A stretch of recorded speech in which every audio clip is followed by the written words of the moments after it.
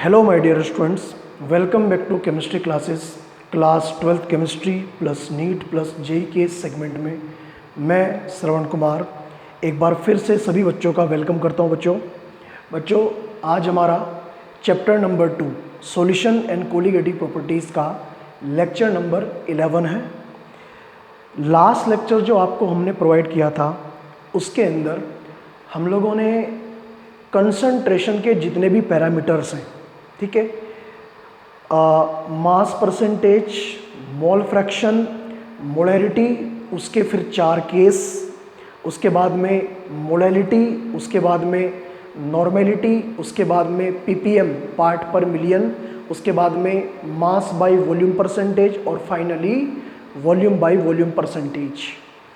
ठीक, ये सभी टाइप के जो कंसंट्रेशन मेथड हैं कैलकुलेट करने के, ये सारे के सारे हमने आपके सामने एक्सप्लेन कर दिए थे with questions, with numerical problems. ठीक, आपका काम ये है एनसीईआरटी के अंदर, जो आपकी एनसीईआरटी टेक्स्ट बुक है उसके अंदर इन टेक्स्ट और उसके अंदर आपके इन टेक्स्ट के बाद में एनसीईआरटी इन टेक्स्ट के बाद में एनसीईआरटी एग्जाम्पल और एनसीईआरटी एक्सरसाइज के जितने भी कंसंट्रेशन के ऊपर बेस्ड क्वेश्चन है, तरीके और आइडेंटिफिकेशन आप लोग समझ गए होंगे कौन कौन से क्वेश्चन कंसंट्रेशन वाले हैं। वो सारे के सारे क्वेश्चंस आपको एक साथ प्रैक्टिस कर लेने हैं। जो भी आपका डाउट हो उसे आप लोग किसी भी मेथड से, जो मेथड आपको सूटेबल लगे उससे आप लोग पूछ सकते हो, ठीक है, और उसके बाद में मैं उसका आपको सॉल्यूशन दे दूँगा। आज हमें इस लेक्चर में, ये जो लेक्चर नंबर 11 है, आज के इस लेक्चर में हमें एक नया टॉपिक शुरू करना है सॉल्यूशन और कोलिगेटिव प्रॉपर्टीज़ वाले चैप्टर में, और उस टॉपिक का नाम थोड़ा सा अलग है। देखिए, हमें टॉपिक पढ़ना है यहाँ पर सोल्यूबिलिटी। टॉपिक का नाम है सोल्यूबिलिटी, मतलब किसी भी सोल्यूट की, किसी सॉल्वेंट के अंदर घुलने की कैपेसिटी, इसे हम लोग बोलते हैं सोल्यूबिलिटी।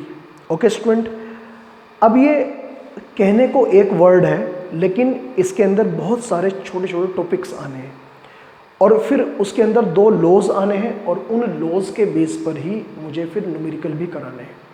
तो पहले हमारा जो सेगमेंट रहेगा स्टार्टिंग का वो थ्योरेटिकल रहेगा और उसके बाद में हम लोग धीरे धीरे न्यूमेरिकल पोर्शन पर जाएंगे। ठीक है, सीरियल वाइज हम लोग चल रहे इस चीज़ को। तो चलिए बिना देरी करते हुए हम लोग लेक्चर की शुरुआत करते हैं।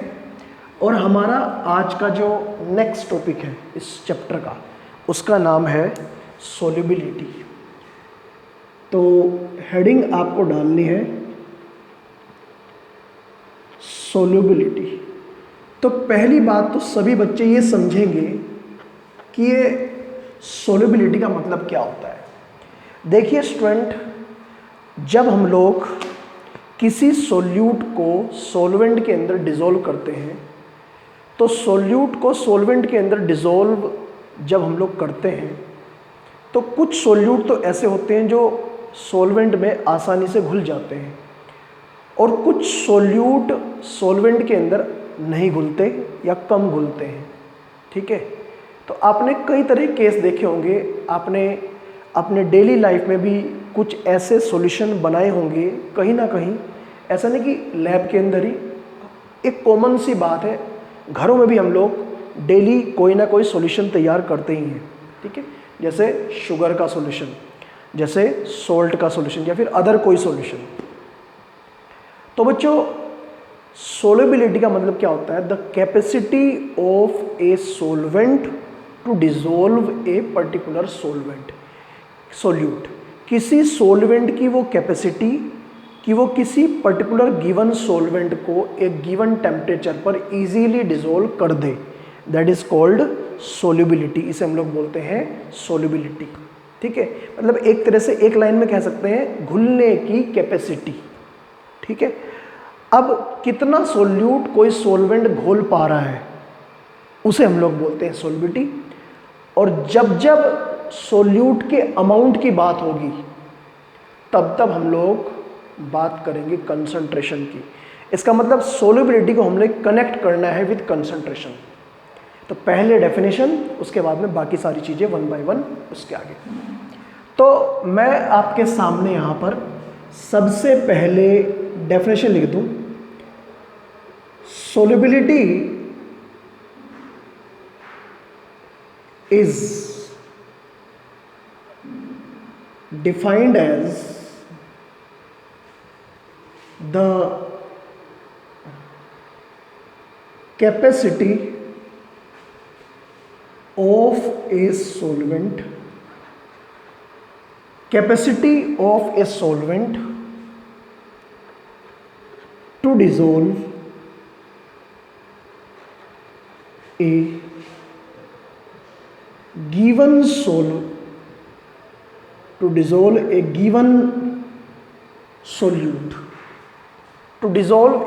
solute at a given temperature, ध्यान रहे एट ए गिवन टेम्परेचर। इसका क्या कारण है, मैंने ऐसा क्यों लिखवाया? क्योंकि हमें बस कैपेसिटी नॉर्मली देखनी होती है किसी गिवन टेम्परेचर पर। मान लिया अगर हमने टेम्परेचर घटाया या बढ़ाया तो घुलने की जो कैपेसिटी है वो भी घटेगी या बढ़ेगी। आपको पता है, मान लिया एक नमक के कुछ टुकड़े हैं, इतने बड़े बड़े टुकड़े हैं नमक के, और वो अगर नॉर्मल टेम्परेचर पर किसी सॉल्वेंट में नहीं घुल पा रही तो उसका मतलब अगर टेम्परेचर बढ़ा दे तो घुल जाएंगे। तो उसका मतलब टेम्परेचर तो फिर घटा दे बढ़ा देगा। हमें नॉर्मली बात करनी है किसी गिवन टेम्परेचर पर, मतलब नॉर्मल टेम्परेचर पर। या तो कह दो गिवन टेम्परेचर या कह दो और एट नॉर्मल टेम्परेचर। ठीक, तो इसे हम लोग बोलते हैं सोल्युबिलिटी। ठीक है, तो एक लाइन में और यहाँ पर ऐड करना चाह रहा हूँ, क्योंकि यहाँ पर अमाउंट ऑफ सोल्यूट की बात हो रही है, तो सोल्युबिलिटी का सीधा सीधा कनेक्शन किसके साथ में है? कंसंट्रेशन के साथ में। Because solubility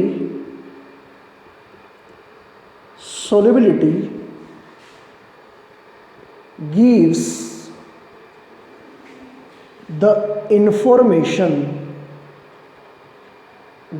the information about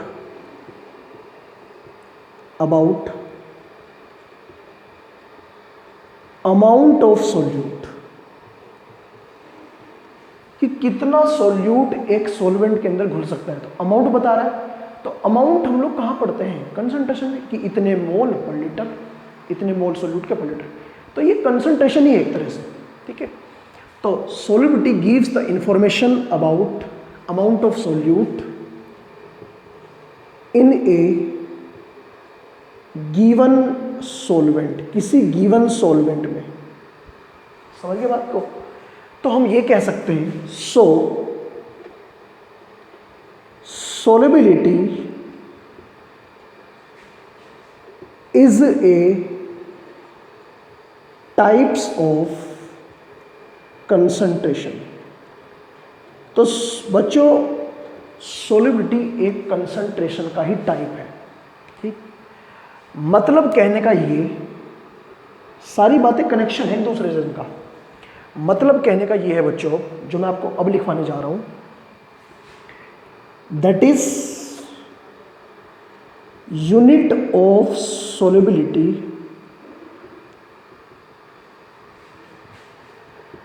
is equal to unit of concentration.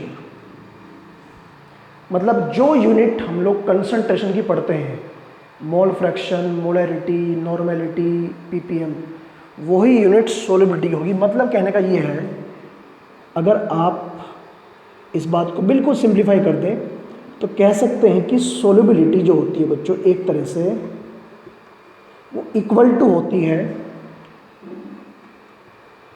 Mole fraction. ठीक, या फिर मोलैरिटी, या फिर मोलैलिटी।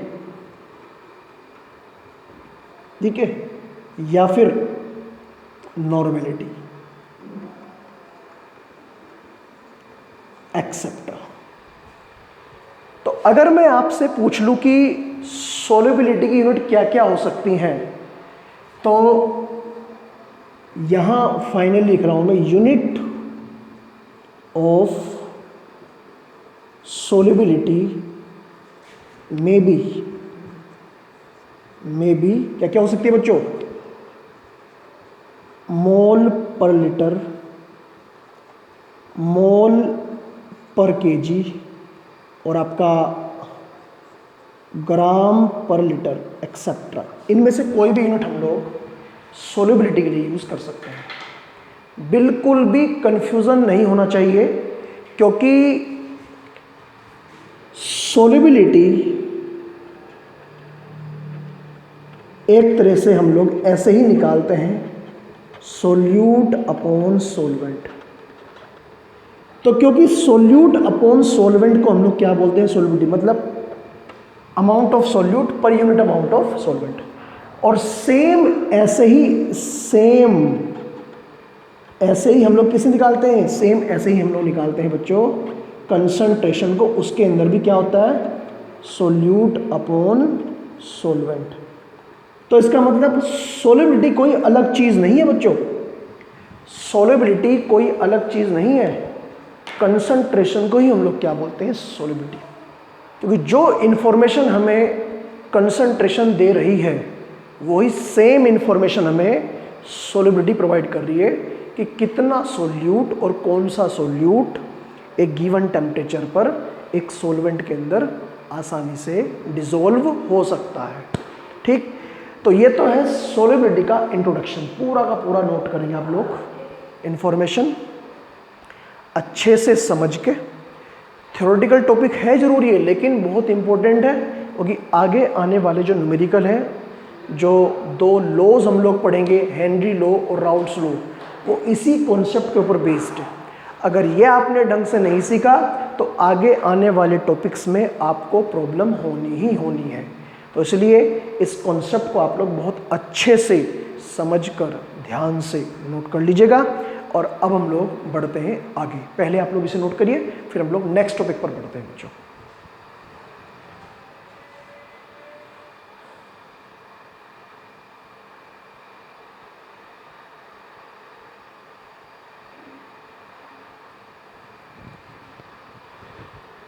तो स्टूडेंट, वीडियो स्टॉप करके आप लोगों ने सारी की सारी इंफॉर्मेशन नोट कर ली होगी।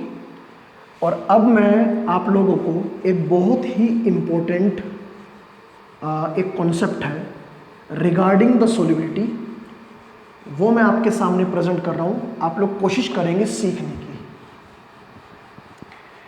देखिए, सोल्युबिलिटी तो आप लोग समझ गए क्या होती है। अब आपको समझना ये है सभी बच्चों को कि अगर हम लोग एक एक्सपेरिमेंट करके देखें, एक छोटा सा सिंपल सा एक्सपेरिमेंट है, अगर हम लोग वो करके देखें कि 3 गिलास हम लोग पानी लिया हमने, ठीक है, और उन तीनों गिलास में, मतलब ग्लास ऑफ वाटर है, उन तीनों के तीनों गिलास में हमने कोई पर्टिकुलर सॉल्वेंट घोलना स्टार्ट कर दिया। ठीक है, 1 बाय 1 उसके अंदर शुगर डालनी या फिर सॉल्ट डालना स्टार्ट कर दिया। हमने 1 गिलास पानी को, उसके अंदर इतना शुगर ऐड किया कि जितनी उसकी कैपेसिटी है उससे कम शुगर या फिर सोल्यूट उसके अंदर ऐड किया। मान लिया उसकी कैपेसिटी केवल 5 चम्मच शुगर की घोलने की है, लेकिन हमने उसके अंदर डिसॉल्व किया केवल 4 चम्मच, मतलब 1 चम्मच कैपेसिटी उसकी कम है। सेकंड ग्लास में अगर उसकी कैपेसिटी 5 चम्मच की है तो मैंने पांचों की पांचों चम्मच उसके अंदर डिसॉल्व कर दी। अब उसकी कैपेसिटी खत्म हो चुकी है। अगर एक पार्टिकल भी और डिसॉल्व किया तो वो घुलेगा नहीं उसके अंदर, हम लोग ये कह रहे हैं। तीसरे केस में हमने क्या किया, तीसरे केस में हमने जितनी उसकी कैपेसिटी है उससे भी ज़्यादा शुगर या सॉल्ट उसके अंदर हमने ऐड कर दिया। और कैपेसिटी ख़त्म होने के बाद ऑब्वियसली वो जो एक्स्ट्रा शुगर या सॉल्ट उसके अंदर हमने ऐड किया वो घुलेगा तो है ही नहीं बिल्कुल भी। तो क्या होगा, वो एक्स्ट्रा शुगर या सॉल्ट या तो उस ग्लास की सरफेस पर फ्लोट करेगा, तैरेगा लिक्विड के ऊपर, पानी के ऊपर, या बॉटम में बैठ जाएगा, मतलब वो घुलेगा नहीं, क्योंकि जितनी उसकी कैपेसिटी थी उतना घुल चुका, अब नहीं घुलेगा। तो इसका मतलब 3 केस है यहाँ पर। एक नोट पॉइंट मैं आपके सामने यहाँ पर डिस्कस करना चाहता हूँ बच्चों। क्या नोट पॉइंट है?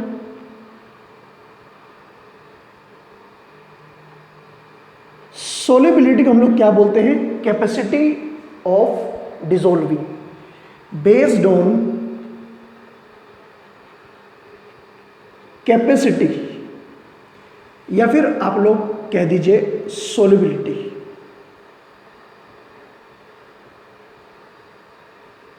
ठीक है, बेस्ड ऑन कैपेसिटी और solubility.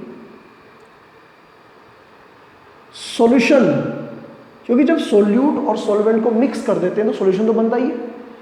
Solutions are of 3 types. बहुत ही इंटरेस्टिंग और इंपॉर्टेंट टॉपिक है। 3 टाइप के सॉल्यूशन होते हैं। इनमें से एक को हम लोग कहते हैं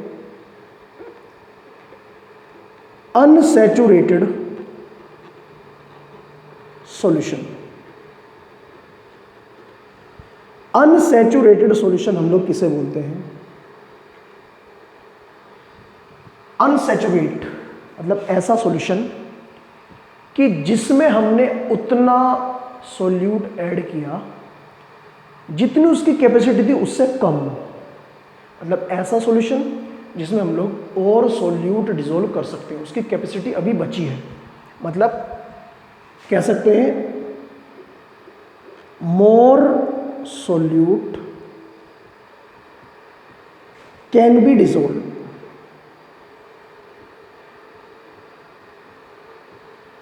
इसके अंदर और भी सॉल्यूट डिसॉल्व किया जा सकता है। क्या मतलब इसका? मतलब ये कहिए that is it has more capacity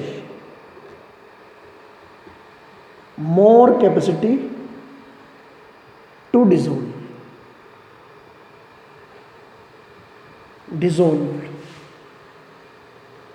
the solute.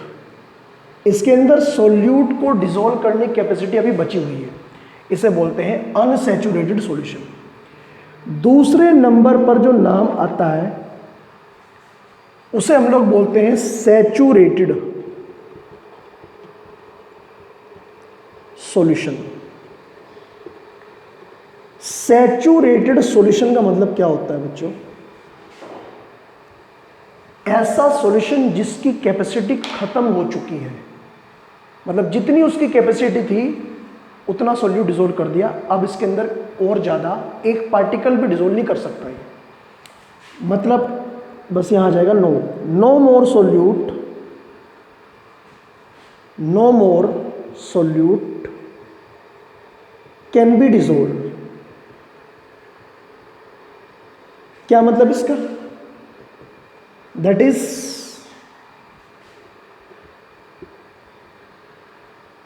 It finished its capacity of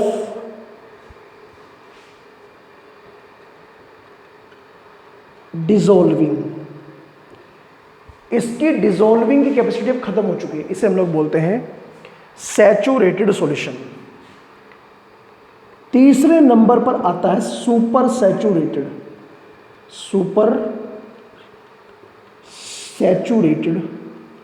solution. ये तीसरा केस। ये क्या होता है? सुपर सैचुरेटेड का मतलब हमने उसके अंदर कैपेसिटी से एक्स्ट्रा सॉल्यूट डिसॉल्व कर दिया। The solution having extra solute than its capacity, जब उसकी कैपेसिटी से एक्स्ट्रा हो जाएगा। अच्छा, इस केस में क्या होगा, इस केस में एक्स्ट्रा सोल्यूट आइदर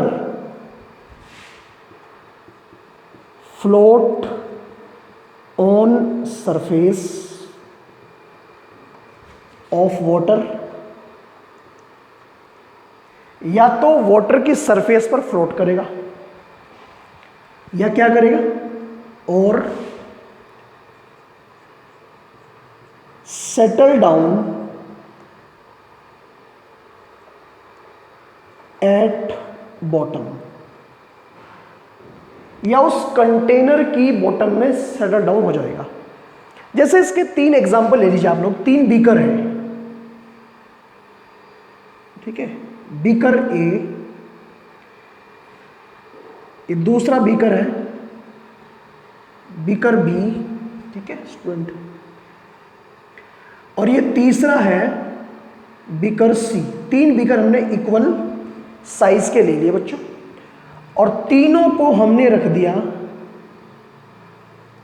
एक सरफेस पर, और तीनों के अंदर मान लिया इनके अंदर सेम क्वांटिटी में वाटर डिजोल्व हो प्रेजेंट है, ये इसके अंदर, इसके अंदर भी,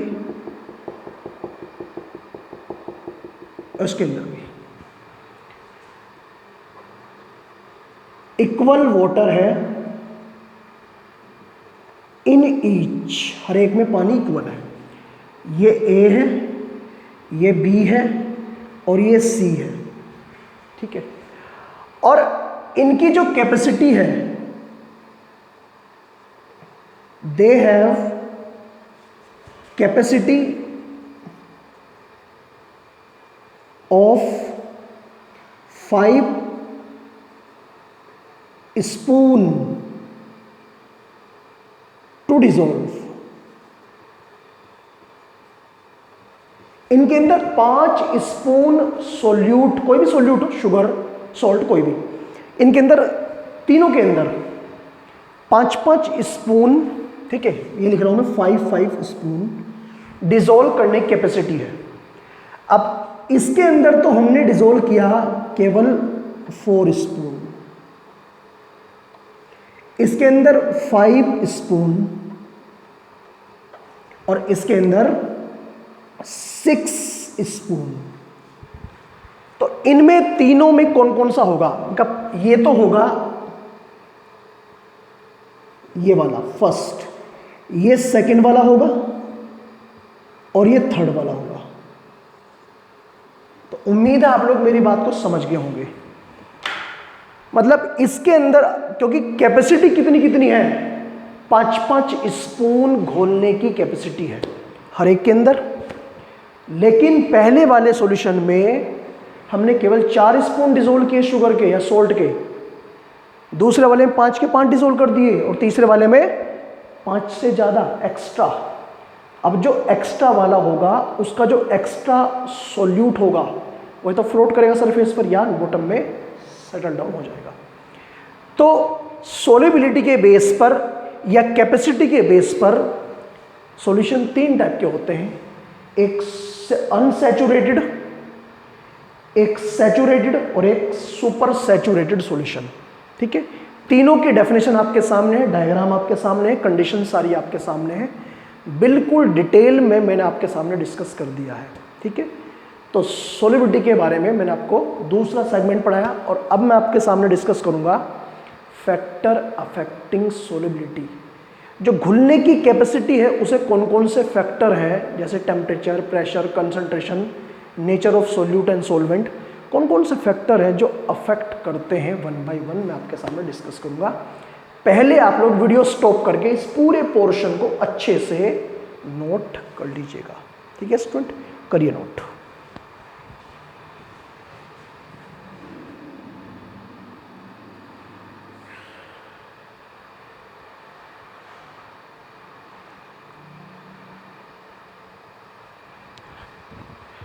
ओके स्टूडेंट, तो ये आपने नोट कर लिया होगा। और अब आप हेडिंग लिखेंगे फैक्टर अफेक्टिंग सोल्युबिलिटी।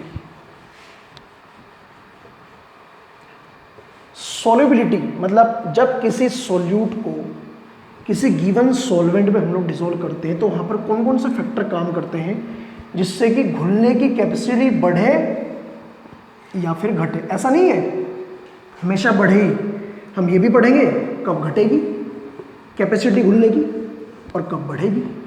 तो दोनों के दोनों फैक्टर्स पर हमें काम करना है, देखना है कब घटेगी वैल्यू और कब बढ़ेगी वैल्यू।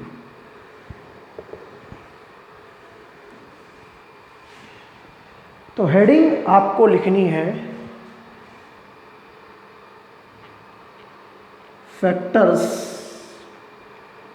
Affecting solubility. ठीक है, इंपॉर्टेंट है। देखो यहां पर हम लोग दो केस पढ़े, केस ए और केस बी, और दोनों को अलग अलग तरीके से पढ़ेंगे। पहला केस तो है, पहले तो हम ये चेक करेंगे कि solubility of A solid in liquid, कि जब किसी सॉलिड को लिक्विड में घोलते हैं तो तब क्या कौन कौन से फैक्टर काम करते हैं।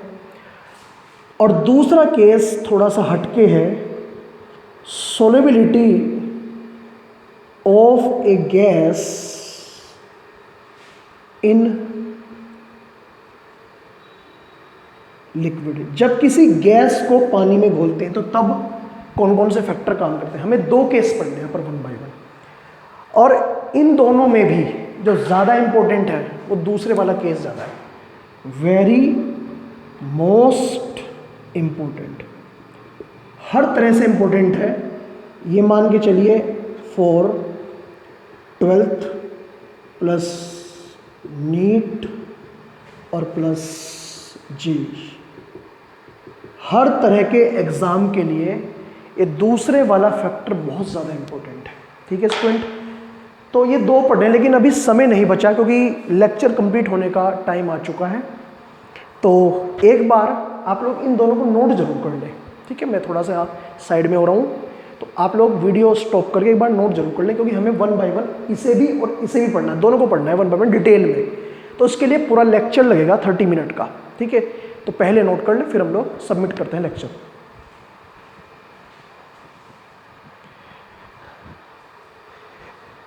तो स्टूडेंट होपफुली आप लोगों ने नोट कर लिया होगा ये पोर्शन। तो मैं आपके सामने फैक्टर अफेक्टिंग सोल्युबिलिटी डिस्कस करूंगा नेक्स्ट लेक्चर में। आज के लेक्चर को यहीं पर सबमिट करते हैं, कंप्लीट करते हैं और मिलते हैं नेक्स्ट लेक्चर में इसी टॉपिक के साथ। ओके, तो आज के लिए इतना ही। Thank you, all the best.